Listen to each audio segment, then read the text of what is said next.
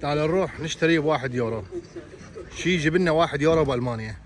طبعا ال1 يورو هو تقريبا 1700 دينار عراقي، تقريبا 1700 1600 والله ما اعرف. صباحكم شلونكم؟ وان شاء الله تكونوا بخير وصحه وعافيه. ان شاء الله اليوم عندنا فلوق كلش حلو، طبعا منوع ونجاوب على الاسئله. اكو اسئله اخوان كتبوا لنا اياها بالتعليقات الفيديو السابق، ان شاء الله راح اجاوب عليه بهذا الفيديو.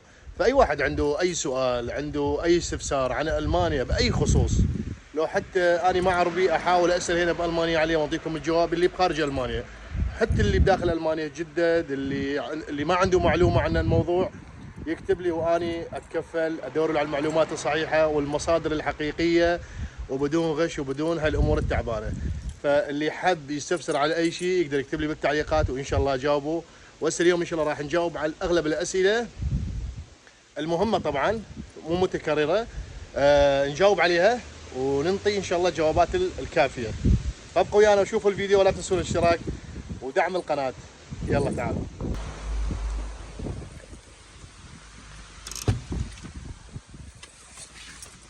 اشتريت هاي التيشيرت 1989. هسه 89 ما يخصني شيء، لازم اغيره. عندي هذا الصبغ لازم اغيره. شو نسوي؟ احنا نضرب الترند مالهم، هاي العلامة نسويه 89. 83 شنو يفيدنا؟ هذا اللي يهمنا نسويه ايش؟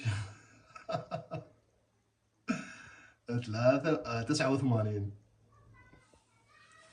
بس هذا شوية ترتيب، هو صبغ مال اظافر طبعا. شو يسمون هاي؟ صار هيك مضبوط لو لا؟ بس كأنه مضروب مليون بولي مو؟ لا شوية. هسه يمكن ضبط احسن.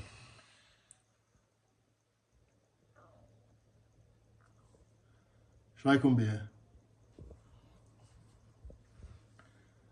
المهم 89 يريد ما يريد سويت 89.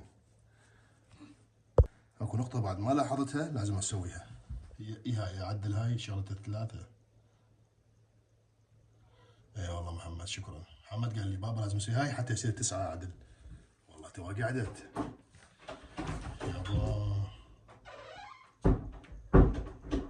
يابا. هاي الهدية حتى لا ننسى. الرجال جاب لنا اياها من العراق، كان عنده زيارة وجاب لنا اياها. بشير جو تعرفونه يمكن، ابو احمد، تحياته الى ربي يحفظه ويخليه على هاي الهدية القيمة الجميلة. هسه ان شاء الله راح اعلقها هنا بالمراية. كلش حلوة عجبتني ما شاء الله، يعني علقناها. وعندي ايام قديمة من سيارتي القديمة، هم هدية جتني، نخليها هنا. صارت وكلها بصفحة، وعندنا 3 أو 4 اعلاميين مسوين نفسهم، طبعا هم يوتيوبرية. طبعا انا احترم كلهم والله، يعني كنا استفادينا من عندهم بالذات تعليم اللغة وهالامور. اول من جينا كان محتواهم تخصيص تعليم لغة وهالامور ومعلومات عن المانيا، اغلبنا استفاد منهم واغلبنا يتابعهم. لكن بهاي الآونة الأخيرة يعني 2 وجاي الصراحة صاروا يعني فعلا شيء ممل. يعني سووا ألمانيا شاكوا خبر سلبي مو زين بشغلات تقطع النفس يذكرون لنا اياها، ويحطوا لك عناوين براقة، يحطوا لك عناوين تقطع حتى القلب. مرة عن خطف الأطفال، مرة عن ترحيل اللاجئين، مرة عن يعني ما خلوا شيء، ما يخلون شيء اذا ما يذكرونه سلبي عنه، او راح يصير فلان شيء او راح يصير فلان شيء. يعني اذا فعلا تريد تحس بالملل وتكره المانيا تتابعهم، تتابع اخبارهم.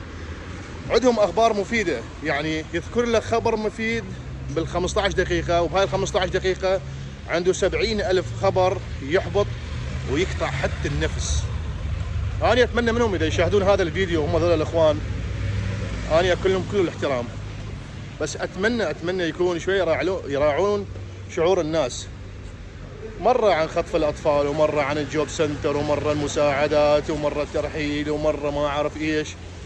نادرا ما يذكرون شغلات جيدة، نادرا ما يذكرون. خصوصا بهاي الآونة الأخيرة صاير بيناتهم منافسه، هم بيناتهم 3 4 بيناتهم منافسه منو ينطي الخبر اسرع ومنو ينطي يوميه بشكل يومي.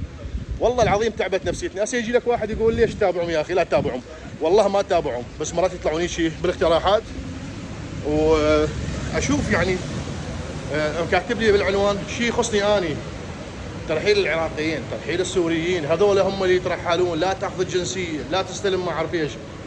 فانت يصير عندك فضول وتتابع تقول شنو هذا الخبر؟ شكو معقول احنا عايشين ببلد نايمين على ذننا؟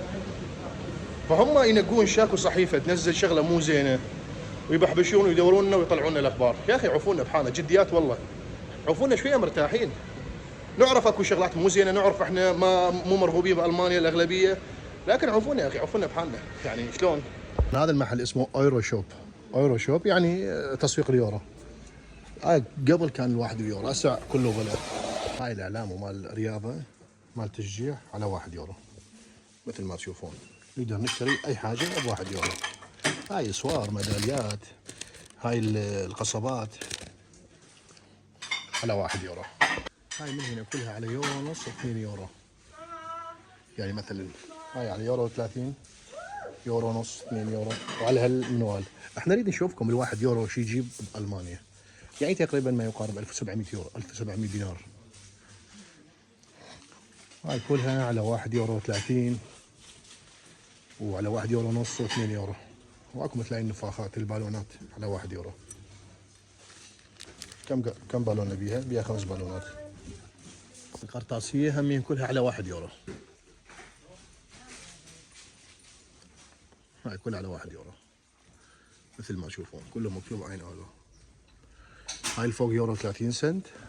هاي الافلام والالعاب مال الاطفال على يورو 30 سنت. الاقراص السي دي انا اقصد، مثل ما تشوفون. صراحه حلوه، يعني افلام كرتونات قديمه تلقوها هنا.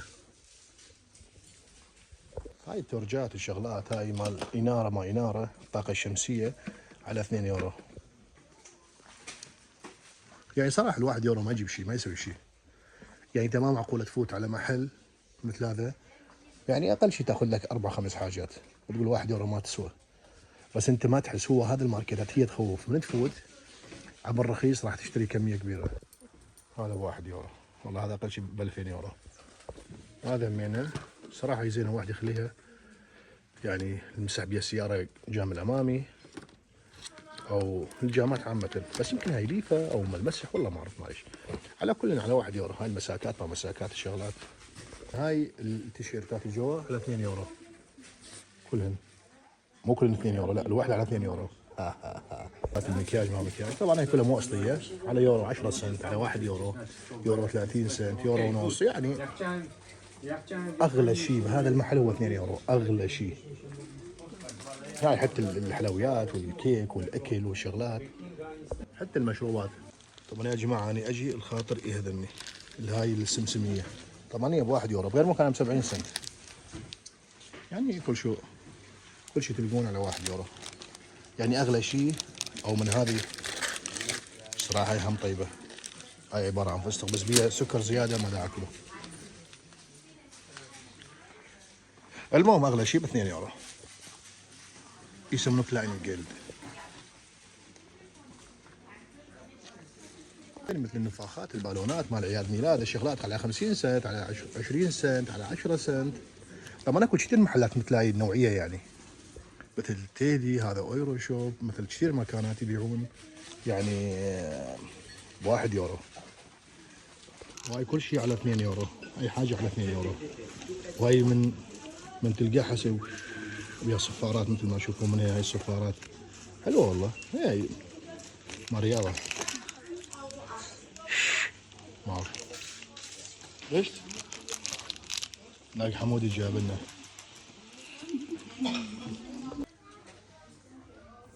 خلينا نشوف ايش هنا. هنا مالها 1 يورو. طبعا هاي الكاسات على 2 يورو. هاي شيء على 2 يورو. يعني هسه هاي 2 يورو، الوحده على 1 يورو، وهاي يمكن هاي يورو. والله شنو هاي محمد؟ يورو ونص. مشتري لي هاي حتى يروح يخوف اخوانه بيها. الله على الفواهين. الو يلا وتشوف زي شوي هو منيح. طبعا مثل ما شفتوا اشترينا تقريبا ب 6 يورو و60 سنت كومة شغلات، يعني هاي شرابت على 55 سنت. وحابين نعطيكم نظره يعني على الواحد يورو شو يسوي بالمانيا او شو يجيب لك بالمانيا. هذا الواحد يورو يا جماعه يعني ما يجيب شيء صراحه، لان احنا ما نحكي عن المواد الغذائيه. شفتوا الاجهزه الالكترونيه وشفتوا التليفونات والشغلات.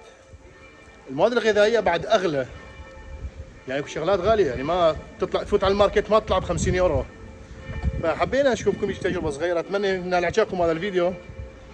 واذا تحبون هيك فيديوهات يوميا نفتر بيها بالماركتات بالاسواق، هم نشوفكم الاجواء هنا، اكتبوا لنا بالتعليقات و اشتركوا بالقناه يا جماعه. احنا كل فيديو نلح ونكرر. انا اشكركم طبعا، الحمد لله يعني الدعم متواصل. تحياتي لكم كلكم، اي واحد مشترك واشترك عن جديد وراح يشترك. الحمد لله يعني اكو اشتراكات زينه لكن بطيئه، كلش بطيئه ضعيفه. فاتمنى تشدون حيلكم تدعمون اخيكم. وهسه راح نجي على فقره الاسئله. اكو اخ من العراق كتب لي في فيديو سابق محتاج استشاره، فان شاء الله اني بحثت له على موضوع اللي هو دا يبحث عنه لابنه، فان شاء الله راح اجاوب عليه من خلال هاي الحلقه. بكل حلقه نجاوب على سؤالين ثلاثه على قدر الاسئله ومهمتهن. فكتبت الاسئله بالدفتر هنا. الرجال كان يريد يسال على مود الجامعه، عنده ابن مخلص جامعه ويريد يكمل دراسه او دخل جامعه يريد يكمل دراسته بالمانيا، ودا يسال شلون واحد يجي على المانيا عن طريق الدراسه وشلون يكمل دراسه بالمانيا. طبعا شغله كلش مهمه، المانيا تعتبر من اقوى 10 جامعات بالعالم، يعني من احسن جامعات بالعالم، تعتبر من 10 الاوائل. والشغله الثانيه الحيل مهمه، المانيا تعتبر من ارخص الدول من ناحيه الجامعات، يعني الدراسه يعني جامعه ميونخ اللي هي تعتبر بالقمه 300 يورو بالسنه تكلفتها، يعني كلش مناسبه. والجامعات بالمانيا عامه مسموح لك تشتغل، الطالب مسموح له يشتغل. هسه بعض الدول انا حسب ما سمعت وبحثت بانه ما مسموح لك تشتغل، لازم انت تعيش من خلال الفلوس اللي انت جايبها وياك او الحساب اللي انت فاتحه بالجامعه. ما مسموح لك تشتغل، انت مسموح لك فقط تدرس. المانيا عكس هذا الشيء، المانيا هي الدوله تدعم الطالب وتكلفه الجامعه بسيطه، ومسموح لك انت تشتغل وحتى تعين اهلك اذا اهلك كانوا خارج العراق. شوف شلون حلوه يعني شغله. واللي اهم، اذا انت نجحت هنا بالمانيا، نجحت واخذت الشهاده وكملت وخلصت الجامعه، المانيا تشجعك تبقى بالمانيا، تقول لك تعال تريد انت خلصت الجامعه وحبيت العيشه بالمانيا، احنا نعطيك فرصه 6 اشهر او سنه تبحث عن وظيفه باختصاصك انت او وظيفه باي مكان، وطبعا هاي عليها اقامه، وتاخذ الاقامه ومن خلال شغلك انت باستمرارك شغلك تحصل على الجنسيه. يعني كلش سهله. ولا تنسى المانيا، اذا انت حصلت الفيزا على المانيا وجيت تدرس بالمانيا، انت معناته انت ببطن اوروبا، بداخل اوروبا، باللب مال اوروبا، تفتر الدنيا كلها من خلال الفيزا مالت الدراسه مالتك، يعني ما حد يقدر يجي يمك. فنبدي بالاسئله الجامعه. راح اذكر احسن 5 أو 6 جامعات من ناحيه القبول مو الرخص او الجوده او كذا. يا جامعات المانيا كلها جيده جدا، لكن تفرق من جامعه الى جامعه. راح احكيهن وراح اكتبهن على الشاشه طبعا حتى توقفون الشاشه وتكتبون وتسووها. جامعه زيغن، اكتبوها يمكم همينه. جامعه زيغن يعني هذني يعتبرون سهله من نسبه القبول. جامعه زيغن، جامعه بوخم، جامعه بون، شنو النوع بعد؟ جامعه ديسبورغ ايسن. هو اكو بعض هواي جامعات، انا ذكرت يمكن 4 أو 5 جامعات هذني من ناحيه القبول جيده جدا. طبعا هاي بولايتي انا اللي احكيها تقريبا، الا جامعه زيغن هاي بغير ولايه، لكن انت المهم جامعه. واللي راح نعطيك هو اهم من هاي الجامعات كلها. راح نعطيك موقع تفوت عليه مكتوب اشتاديوس، يعني موقع راح اكتبه على الشاشه هنا. فانت راح تدخل على الموقع هذه وتكتب تخصصك، وتبحث عن الجامعه اللي تريدها. هذا الموقع يعتبر هو الوسيط بينك وبين الجامعه. طبعا هذا الموقع لازم تشترك به وتدز عن طريقه طلبات للجامعات. يعني تفتح عليه اكونت جديد، موقع جديد تفتح عليه حساب، ومن خلال هذا الحساب اول طلب تبعث لاي جامعه ياخذ منها 25 يورو، يعني شغله 30 35 الف دينار على الطلب. طبعا هو هذا الموقع هم يعني يساعدك تلقي جامعات مناسبه وعلى تخصصك. فراح اكتبوا على الشاشه هنا وانتم ابحثوا على كيفكم. وهذا الاخ هنا تقدر انت بكل سهوله تدور على ابنك من خلال هذا الموقع. اتمنى يكون جبت على سؤالك، لان صراحه شغله الجامعات هنا كل جامعه لها طريقتها والها شغلتها، لكن انا حكيتها بصوره عامه. اتمنى استفادت، واذا ما استفادت او ما فهمت شيء اكتب لي بالتعليقات، هم اني اخوك اجاوبك. هسه نيجي على السؤال الثاني وبعجاله. طبعا السؤال الثاني هو الاخ يتعلق هنا بالمانيا، دا يعاني من مشكله الرسوب بالشهاده مال السياقه، رخصه القياده. خلينا نقول رخصه القياده هنا بالمانيا فعلا اصبحت معقده. فاخوي نصيحتي لك تدرس تدرس تدرس الى ما تنجح. اذا كان عندك مشكله بالنظري او مشكله بالعملي، راح اعطيك حلول بسيطه كلش ان شاء الله تستفاد منها. من ناحيه النظري، اذا كان عندك مشكله بالنظري، النظري هو بالعربيه، واذا كانت غير عربي كردي او يعني ما تعرف تقرا عربي، بكل الاحوال عندك مشكله من ناحيه الاسئله العربيه، فما عندك غير حل الحفظ، حفظ الاسئله كلها. فاذا كان عندك اذا كان عندك لا كل شيء تمام من ناحيه اللغه وتعرف تقرا، واذا كان يعني عربي او كردي او كذا وتعرف تقرا ماكو مشكله، فاخوي العزيز انت اتبع طريقتي. انا اعطيك تجربه عن شخصيه، تجربه شخصيه ماكو غير هاي الحل. اني صراحه استفادت منها والحمد لله من اول مره نجحت بيها درجه اولى. يعني اتمنى انت تستفاد بيها. بس انا اقول لك اني شديت حيلي بوقتها. هذا الحكي قبل ب 2017 2018 كانت على ما اعتقد، 2017 نهايه 2017. اني ايش سويت يا جماعه؟ اني سويت قلبت الاسئله برنامج. هم يعطوك برنامج الاول من سجل، يعطوك برنامج وتكاليف وكذا، من ضمن البرنامج تدرس عليها، وهذا البرنامج تحتفظ به دائما ومن خلاله راح تنجح. هم هاي الاسئله كلها بهاي البرنامج. اعتقد ضافوا عليها كم سؤال، تقريبا 100 150 سؤال، والله ما اعرف بهاي الفتره الاخيره كم سؤال صار، لكن بوقتنا كان 1100 سؤال، 1110 1115 يعني بالحدود 1100. قضبت الاسئله فسختن كلهن، قريتهن من اول سؤال الى اخر سؤال. اسئله العاديه، اسئله الصور، واسئله الفيديو، هاي الثلاث نوعيات درستهم كلهن. وقبل هاي الشيء اني هم تابعت اكو مقاطع فيديو على اليوتيوب اخوان همين هنا شارحين بالمانيا الاسئله، سارين كثره ما شاء الله، واني هم استفادت من هذه طريقه الحفظ والتعلم اول بالبدايه. بعدين صراحه حسيت نفسي ما استفادت 100%، لكن بي افاده وانا اشكرهم من خلال هذا الفيديو. هم اخذت افاده منهم، لكن الافاده الاساسيه والنقطه اللي انطلقت منها قريت الاسئله كلهن، ال1000 سؤال 1100 سؤال قريتهم كلهن دفعه واحده 4 5 مرات. الاسئله تجيك على 3 اشكال: اسئله سهله طبيعيه يعني بس تقراها تعرفها شنو هي جوابها، اسئله 50% صعوبه بيها لازم تفكر زين واحتمال اي او لا، واسئله كلش صعبه. من هاي الاسئله كلش صعبه هي السؤال المتشابه، يمكن عندك 10 او 15 او 20 سؤال متشابهات جدا كانما سؤال متكرر لكن الاجابه تختلف. فبهاي الحاله انت شو تسوي اخوي؟